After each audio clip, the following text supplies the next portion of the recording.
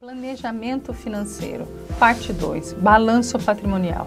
Então agora a gente começa a esmiuçar o planejamento financeiro. Então tentar analisar cada item do planejamento financeiro.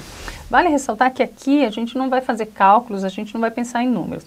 A gente simplesmente vai explicar o que existe em cada uma dessas etapas, isso quer dizer, para que serve cada uma delas. Quando você for fazer, vale a ressalva, você vai procurar uma ajuda especializada, né? Se você for da área de finanças, ótimo, você não precisa. Mas, via de regra, a maioria dos empreendedores precisa. Então, vamos pensar no que é o plano patrimonial. Olha lá comigo a definição. Plano patrimonial nada mais é do que um instrumento que vai refletir a posição financeira em um determinado momento da empresa.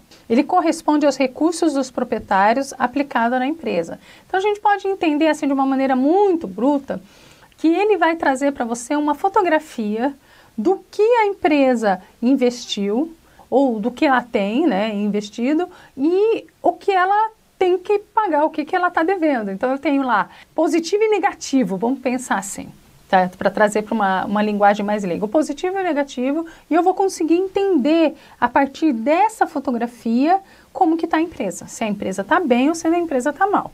Existem duas grandes definições, né? Na realidade, num plano patrimonial, num balanço patrimonial, tem vários itens, né? Mas tem duas grandes definições que a gente precisa fixar quando a gente fala de balanço patrimonial. Vamos dar uma olhadinha aqui. Então, nós temos o ativo e o passivo. Então, vamos analisar. O ativo corresponde a todos os bens e direitos de uma empresa, ou seja, tudo aquilo que gera riqueza, né? Tudo aquilo que a gente pode pensar, entre aspas, como positivo. Por que a gente pode pensar, entre aspas, como positivo? Porque aqui, na contabilidade, é um pouco diferente da nossa conta corrente, tá? Mas é aquilo que eu olho e ele se reflete positivamente. Por quê? Porque são bens e direitos, são coisas que podem gerar riqueza. Já o passivo, ele pode, entre aspas, de novo, ser visto como negativo.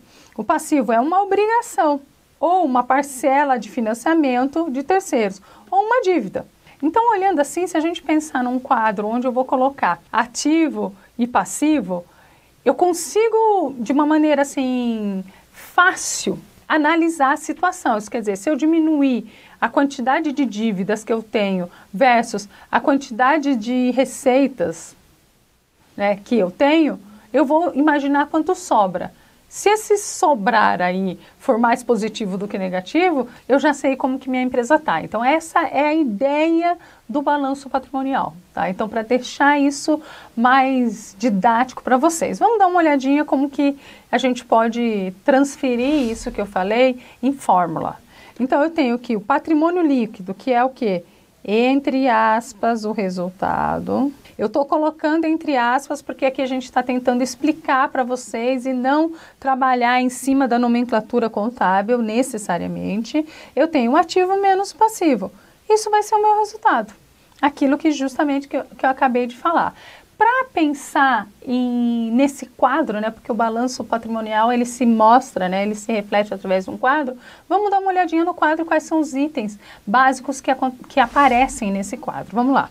Então eu tenho lá, dentro de ativo eu vou ter o ativo circulante, que são contas que estão em constantemente giro, sendo que a conversão do dinheiro será no máximo no próprio exercício social. Não circulante engloba bens, direitos que não se transformarão em dinheiros no próximo exercício e bens e direitos que não se destinam à venda e têm vida útil longa. Por exemplo, vamos imaginar aqui, em contas a receber. Então eu tenho uma série de faturas que eu emiti que elas vão virar em dinheiro, rapidinho, entre aspas, rapidinho. No não circulante eu posso pensar, por exemplo, em estoque. Dependendo do estoque, dependendo do tipo de estoque, eu posso ter um estoque como não circulante. Vamos pensar melhor aqui, maquinário. Esse é melhor ainda, porque o maquinário ele é um bem só que ele não se transforma rapidinho em dinheiro. O estoque, por isso que eu coloquei entre aspas, dependendo do estoque, ele pode se transformar, ele pode ser mais rápido, esse giro pode ser mais rápido. Então, só para deixar essa ressalva. Quando eu analiso o passivo são as obrigações, beleza? São obrigações, o circulante, obrigações que serão liquidadas no próximo exercício. Então, vamos dizer, contas a pagar. Não circulante, eu tenho obrigações liquidadas com prazo superior a 1 ano. Então, daqui a 1 ano eu tenho uma conta. Então, aqui eu tenho a conta a pagar agora e aqui as contas a pagar de 1 ano. E no final eu tenho o patrimônio líquido, que são recursos dos proprietários aplicados à empresa, que eu vou ter que devolver um dia. Então, é basicamente esse quadro que a gente começa a mostrar. Veja bem, analisando isso do ponto de vista leigo, você consegue trabalhar isso. Você consegue pegar a sua empresa e começar a encaixar. Talvez não com nomes corretos, contabilmente, mas o que a gente quer passar aqui é a lógica. Porque é a lógica que é importante para você nesse momento. Beleza? Então, até a próxima.